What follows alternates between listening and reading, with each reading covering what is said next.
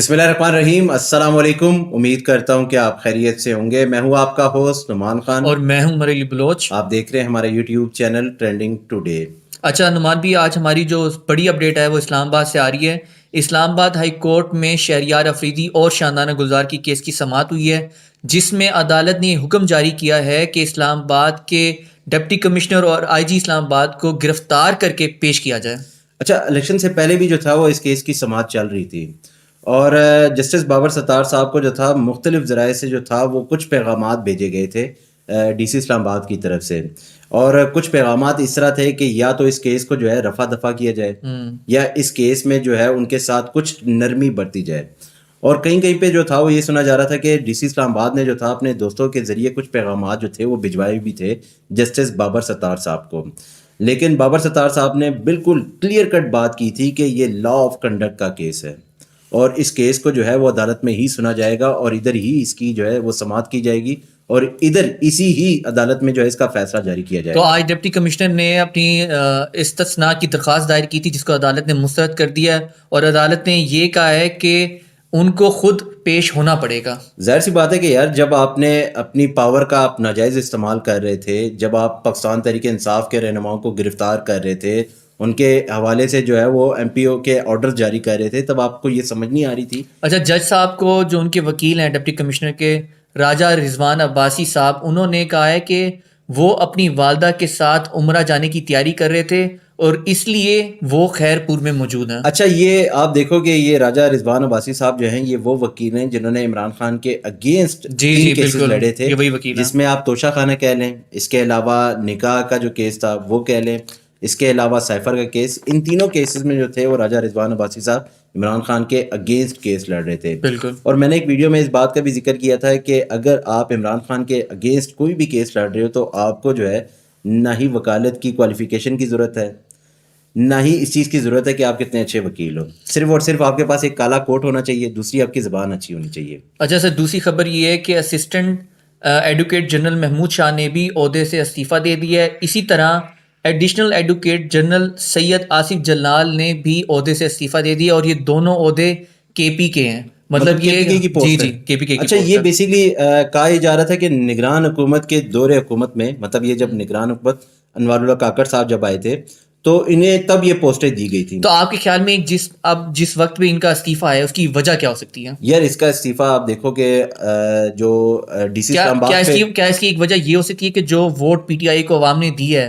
خاص طور پہ کے پی کے میں، تو کیا یہ عوامی پریشر تو نہیں سمجھ رہے ان کے اوپر آیا؟ نہیں، آپ یہ دیکھو کہ یار یہ جو ڈی سی اسلام آباد کو جو گرفتار کرنے کا حکم جاری کیا گیا، یہ کس وجہ سے؟ یہ 3 ایم پی او کا اور اپنی اپنے عہدے کا اور اپنی سیٹ کا جو ہے مس یوز کیا ہے۔ بالکل۔ اب اسی طرح دیکھو نا کہ جب پاکستان تحریک انصاف مشکلات میں تھی تب یہی عہدیدار جو تھے وہ پاکستان تحریک انصاف پر مزید مشکلات بڑھا رہے تھے۔ بالکل، انہوں نے جو ہے نا چار دیواری کا تقدس پامال کیا، ٹھیک ہے، کسی کے بچے کسی کی عورتوں پہ رات کو انہوں نے چھاپے مارے، تو یہ آئی تھنک ان کے اندر ایک ہے کہ شاید علی امین گنڈا پور بھی، کیونکہ کے پی کے اب چیف منسٹر ہیں نامزد، تو شاید یہ خوف ہو۔ اچھا، شہریار افریدی صاحب نے بڑے سخت بیانات دیے، انہوں نے کہا ہے کہ پاکستان تحریک انصاف پر یا مجھ پر جتنے بھی ظلم ہوئے ہم تمام کے تمام برداشت کرنے کے لیے تیار ہیں، لیکن ہماری عوام پہ یا ہمارے لوگوں پہ جتنا ظلم ہوا ہے ہم اس چیز کو برداشت نہیں کریں گے۔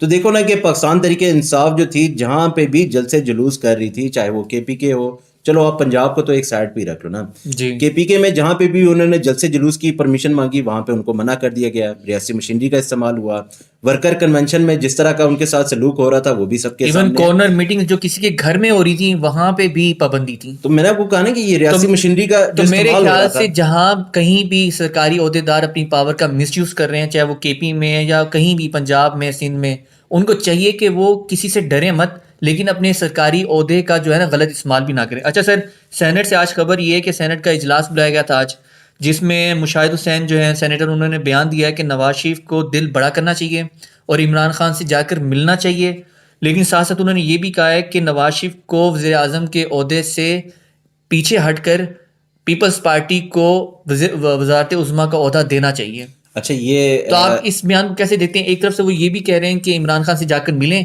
لیکن جو پی ایم کا عہدہ ہے وہ پیپلز پارٹی کو دیں۔ اچھا، مشاہد حسین صاحب جو ہے نا وہ کافی سینئر وزیر ہیں، اور ان کے کافی کلوز بھی ہیں نواز شریف صاحب کے، اور اوپر سے سینیٹر بھی ہیں. تو یہ بڑے انہوں نے جو ہے بہت میچور ہمیشہ سے جو بھی سیاست کی ہے نا، وہ بیسکلی آپ یہ کہیں گے اس میں ایک سینئر کا جو ہے نا وہ ایلیمنٹ ان میں نظر آتا ہے، ان میں جھلک آتی ہے. ٹھیک ہے، تو وہ انہوں نے ہمیشہ سے کوشش کی ہے کہ تمام سیاسی رہنما جو ہے نا وہ ایک ہو کر ملک کے مفاد کے لیے کام کرے. اور آج انہوں نے عمران خان سمیت تمام سیاسی قیدی جتنے بھی ہیں اور جس جماعت سے بھی ہیں، خاص کر پی ٹی آئی کے، ان کی رہائی کا مطالبہ کر دیا. یار ظاہر سی بات ہے کہ اب دیکھو نا کہ جس طرح کا ظلم پاکستان تحریک انصاف کے ساتھ ہوا ہے، جس طرح ان کے رہنما اٹھائے گئے، جس طرح ان پر تشدد کیا گیا، جس طرح ان کے گھر والوں کو ہراساں کیا جاتا رہا، ظاہر سی بات ہے اس کی مثال پاکستان میں پہلے کبھی نہیں ملتی کہ جس طرح کا جس لیول کا torture in P T I کے لوگوں کو ملا ہے.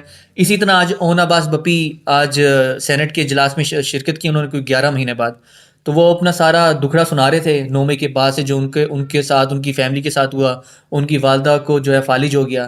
تو وہ بتا رہے تھے کہ جو آج ہمارے ساتھ ہو رہا ہے اور جس لیول پہ ہمارے ساتھ ظلم کیا گیا ہے، اس کی مثال آپ کو پورے پاکستان میں نہیں ملے گی. یار ظاہر سی بات ہے کہ جب آپ کو اٹھایا جائے، ٹھیک ہے، اور آپ کو یہ کہا جائے کہ آپ نے پاکستان تحریک انصاف چھوڑنے کا اعلان کرنا ہے، 9 مئی واقعات کی مذمت کرنی ہے، اور پھر آپ نے جو ہے کسی اور پارٹی میں شمولیت اختیار کر لی.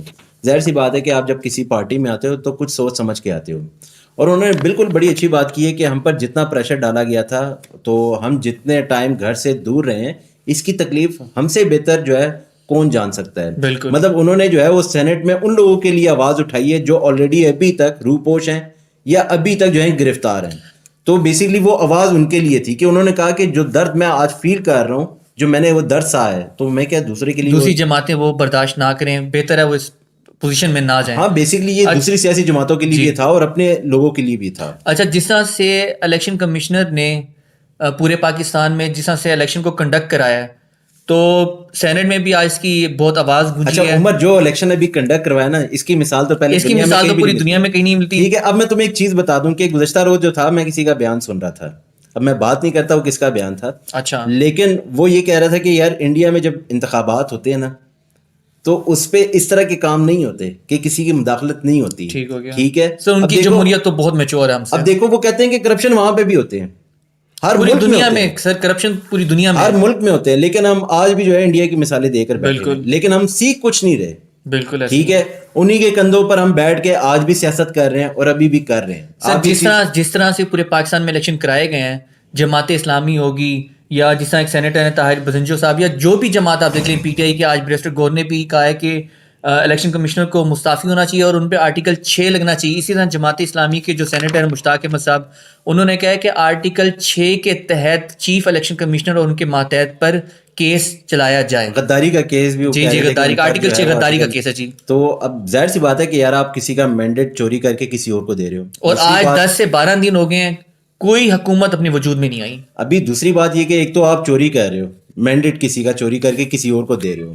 ٹھیک ہے، آپ نے ملک میں جو ہے وہ اسٹیبلٹی جو ہے وہ ختم کر دی ہے. بالکل. اب دیکھو تمام سیاسی جماعتیں، شاید اکا دکا ایک دو سیاسی جماعتیں ہوں گی جو کہہ رہی ہوں گی کہ اس ملک میں انتخابات بالکل ٹھیک ہوئے ہیں سر، جس میں شاید نون رہ گئی ہوگی اور شاید پیپلز پارٹی. اور آپ دوسری سیاسی جماعتوں کو دیکھ لو کہ وہ اس ٹائم جو ہے وہ ایک چیزوں کو ارینج کر رہی ہے کہ کسی طرح جو ہے یہ ملک میں جو عدم استحکام پیدا ہوا ہے اس کو ختم کیا جائے اور اس مسئلے کو جو ہے جلد سے جلد حل کیا جائے. سر آج بلاول بھٹو نے بھی آج جو ہے نا ذوالفقار علی بھٹو کے کیس کی سماعت کے بعد جب وہ آئے تو انہوں نے کہا ہے کہ ہمیں ساری سیاسی جماعتوں کے ساتھ مل کر بیٹھنا چاہیے اور پاکستان کو اس چیز سے آگے بڑھنا چاہیے.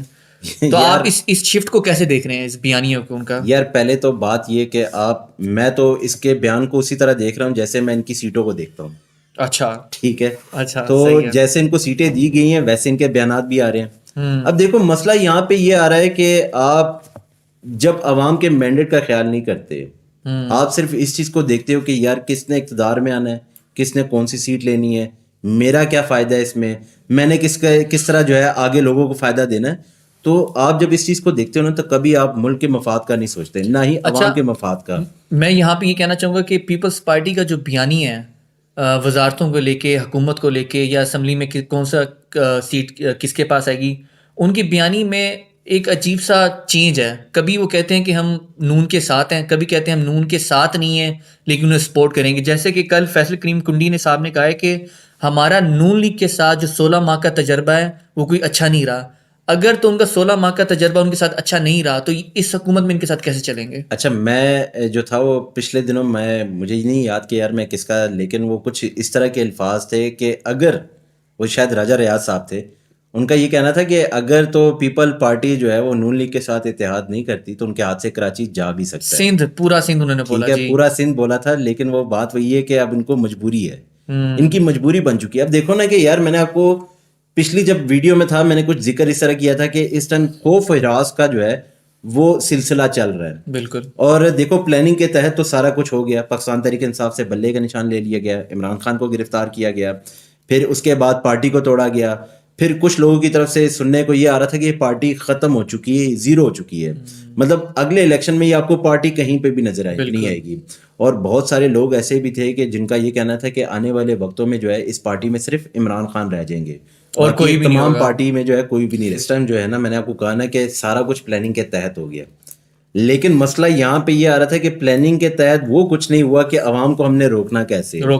ٹھیک ہے، اب دیکھو یہ بالکل صحیح بات ہے کہ پاکستان تحریک انصاف کو نہ ہی الیکشن کمپین کرنے دی گئی، نہ ہی جلسے جلوس کرنے دیے گئے، نہ ہی آپ جو تھے وہ ڈور ٹو ڈور جو تھے وہ کمپین کر سکیں. ٹھیک ہے، اب دیکھ لو نا کہ لطیف کھوسہ صاحب کے جو بیٹے تھے وہ کس وجہ سے گرفتار ہوئے کہ وہ اپنے والد صاحب کی کمپین کو جو ہے وہ رن کر رہے تھے، اس وجہ سے گرفتار ہوئے. بالکل ٹھیک ہے، پھر اس کے علاوہ دیکھ لو کہ جو زین قریشی ہیں، شاہ محمود قریشی کے بیٹے، وہ بھی انہوں نے بھی چھپ کے الیکشن لڑا بیسیکلی. تو اب دیکھو نا کہ یار جب آپ اتنا سارا کچھ کر لیتے ہو تو پھر آپ کس چیز کی توقع رکھ رہے ہو. اچھا پلاننگ کے تحت تو سارا کچھ ہو گیا، لیکن جو پلانرز تھے وہ اس چیز کو بھول گئے تھے کہ عوام بھی کچھ حق رکھتی ہے اس وقت پر. اب عوام نکلی ہے جس طرح نکلی ہے، آپ اس چیز کو جو ہے آپ خراج تحسین کہہ دو، سلوٹ کہہ لو، کہنا کم ہے. جو عوام نکلی ہے نا، جس نمبر میں خاص طور پہ نوجوان لوگ نکلے ہیں، یہ بڑی ایک نئی بات ہے پاکستان. یار میں نے آپ کو کہا نا کہ جس طرح عوام نکل کے ووٹ دے رہی تھی، میں اس چیز پہ سلوٹ پیش کرتا ہوں کہ جس طرح انہوں نے اپنے حق کا استعمال کیا ہے اور جس طرح عمران خان کے حق میں ووٹ دیا ہے، لوگوں کے جو تھا وہ ذہن و گمان میں بھی نہیں تھا کہ اس طرح کچھ ہوگا. اچھا سر، اگر یہ جو ڈیلیئنگ ٹیکٹکس ہیں الیکشن کمیشن کی جانب سے کہ 9 سے 12 دن گزر چکے ہیں الیکشن کو ہوئے ہوئے، اور ابھی تک جو ایک کلیئر پکچر ہوتی ہے کہ کون حکومت میں آئے گا، کون اپوزیشن میں بیٹھے گا، ایک تو یہ کلیئر نہیں ہے. ٹھیک ہے، دوسرا پی ٹی آئی کا جو الائنس ہو گیا ہے سنی اتحاد کونسل کے ساتھ، اور عمر ایوب کا یہ کہنا کہ ہم اپنی وفاق میں بھی اور صوبوں میں بھی حکومت بنائیں گے. کیا یہ پریشر ہے مسلم لیگ نون کے اوپر اور پیپلز پارٹی کے اوپر اور ان ساری جو بھی ایلیمنٹس ہیں، کیا ان کے اوپر یہ پریشر ہے کہ پی ٹی آئی جیسے کیسے بھی کر کے اس بحران سے باہر آ چکی ہے؟ عمر آپ جو ہے نا وہ گزشتہ روز جو تھا نا وہ جاوید لطیف صاحب نے جو ہے وہ کاشف عباسی صاحب کے ساتھ جو ہے نا ان کو انٹرویو دیتے ہوئے کچھ باتوں کا ذکر کیا ہے. اچھا وہ باتیں بڑی انٹرسٹنگ تھی. ایک تو وہ جو تھے وہ الیکشن سے مطمئن نہیں تھے، ان کا یہ کہنا تھا کہ اس الیکشن میں بھی دھاندلی ہوئی ہے. اب وہ یہ بات نہیں کر رہے کہ اس دھاندلی میں جو ہے کون شریک تھا، مطلب کون پارٹنر تھا، فائدہ کس کو ہوا ہے. اب دوسری بات یہ تھی کہ انہوں نے بڑی زبردست باتیں کی ہیں جو انڈائریکٹلی تھی. انڈائریکٹلی سے مطلب یہ تھا کہ وہ بار بار اس بات کا ذکر کر رہے تھے کہ نون لیگ میں 90% جو ہے وہ لوگ ہیں جو نہیں چاہتے کہ ہم اقتدار میں آئیں، یہ اقتدار سنبھالیں. اور ان کا یہ بھی خیال تھا کہ ہم جو ہے 90% لوگ وہ ہیں جو یہ نہیں چاہتے کہ پیپل پارٹی کے ساتھ اتحاد کیا جائے. اچھا اب یہ 10% کون ہے میری سمجھ سے باہر ہے، کیونکہ ان کا جو تھا نا سیدھا کلیئر کٹ ایک بات تھی کہ شہباز شریف صاحب بھی ناخوش ہیں، تو بیسیکلی نون کی جتنی بھی سینئر لیڈرشپ ہے وہ اس بات پر اگری کرتی ہے کہ ہمیں اس حکومت کا حصہ نہیں بننا چاہیے. لیکن دوسرے ورڈز میں ہم یہی کہہ سکتے ہیں کہ مریم نواز جو ینگ لیڈرشپ ہے نون کی، وہ یہ چاہتی ہے ہمیں حکومت کا حصہ بننا چاہیے. نہیں یار دیکھو 10% میں دیکھو سینئر کون ہے سر. دیکھیں مریم نواز کے لیے تو اب کوئی مشکل نہیں رہی، وہ تو چاہتی ہیں پنجاب کی سی ایم بننا، ان کے لیے راستہ بنایا جا رہا ہے. وہ تو ایک نامزد ہو گئی ہے نا. ٹھیک ہے، اب بات یہ کہ جب آپ سینئر کون ہے سر؟ نواز شریف، شہباز شریف کہہ سکتے ہیں، اگر آپ نے سینئر کی نہیں سننی تو پھر اس طرح کی جو ہے وہ مسئلے مسائل آپ کو لگتا ہے کہ اب یہ دیکھو نا یہاں پہ نواز شریف صاحب اور شہباز شریف صاحب دونوں نہیں چاہتے کہ ہم اقتدار میں آئے. جی ٹھیک ہے، اس کے علاوہ آپ فیصل کریم کنڈی صاحب کا بیان دیکھ لو، وہ کہتے ہیں کہ جی ہمارا تجربہ جو تھا نون لیگ کے ساتھ کچھ ٹھیک اچھا نہیں رہا. پھر اس کے بعد بلاول بھٹو صاحب کا بیان دیکھ لو، وہ کہتے ہیں کہ بھائی اگر میں نے ووٹ دینا ہے نون لیگ کو تو میں اپنی مرضی سے دوں گا. اور اچھا ساتھ انہوں نے یہ بھی کہا کہ اسپیکر اور چیئرمین سینٹ اور صدر کے انتخاب میں ہم ان کا مقابلہ کریں گے. اچھا یہ تینوں جو یہ کہہ رہے اور ہیں یہ کہ بڑے عہدے ہیں سر. اچھا یہ کہہ رہے ہیں کہ ہم ان کے ساتھ جو ہے وہ الیکشن لڑیں گے, ہاں ان کا مقابلہ کریں ان گے, کا ایسے مقابلہ فری کریں جو گے. ہے نا زون اچھا نہیں دیں گے. یہ 3 وزارتیں جو ہے نا انہوں نے نون لیگ سے مانگی ہیں. جی جی ٹھیک ہے, اب آپ الیکشن لڑو یا ان سیٹوں پر اتحاد کر لو یا ان وزارتوں پہ اتحاد کر لو, تو وہ بات تو ایک ہی آ گئی نا.